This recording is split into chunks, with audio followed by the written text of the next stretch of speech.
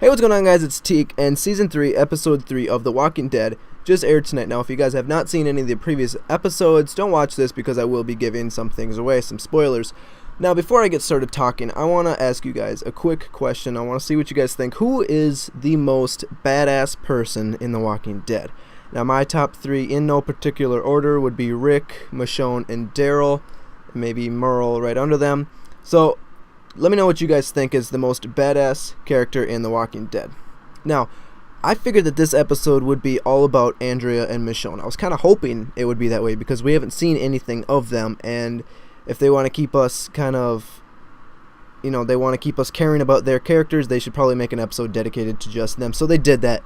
The episode started off showing a helicopter. Now, I don't know if I'm the only one that noticed this, but we've seen this helicopter, maybe not this exact same helicopter, but we've seen a helicopter a few times in the past. We'll go back to Season 1, the very first episode we see a helicopter. Rick's riding that horse through Atlanta, he sees the helicopter, goes chasing after it, and runs into that big herd of zombies. Season 2, last episode, we see the helicopter at the very beginning of the episode, and the zombies are all chasing it, and that's how they end up taking over the farm, is because of that helicopter. And then we see it this episode. So it kind of looks like the helicopter gets shot at. So the helicopter's going down, helicopter crashes, Michonne and Andrea see the whole thing. They go, they check it out, and then they see that people are dead, so they think that they're just dead, right? So the governor and a bunch of dudes come up. Well, we don't know that they're the governor, but okay, so they come up, and they're checking it all out, and Andrea and Michonne are hiding, and then they see that the governor kills two of the dead people, or something like that. And then we hear a voice behind the two girls, and I knew right away that it was Merle. And Merle knows Andrea, so he says, how about a big hug for your old pal Merle, or something like that. So they take them back, Merle and the governor take Andrea and Michonne back to Woodbury. And Andrea's talking to Merle for a while, and Merle asks about his brother, and Andrea said it's been about 7 to 8 months since they last seen his brother, Daryl, and the rest of the group. So she's explaining a lot of stuff to she's explaining a lot of stuff to Merle, and we figure out that Andrea's missed a lot. So she doesn't know that Shane is dead, okay? She doesn't know that everybody's infected, because they get mad because the governor killed the zombies, but then they have to explain that once you're dead, you get infected. So they explain that, but she still doesn't know that Shane died, and she doesn't know where everybody else is.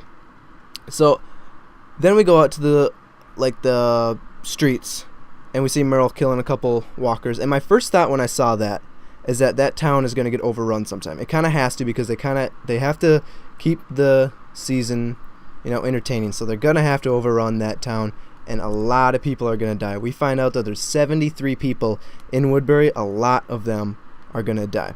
Now, Michonne doesn't say hardly anything in this episode, so I have a feeling that she's got some good instincts, and she does not trust him. She's got a reason not to trust him, and I'll explain that a little later. So it goes to some scientist dude working on some zombies, and Michonne had these walkers that we seen in the first episode with no jaws and no arms that she kept around them to repel the other zombies.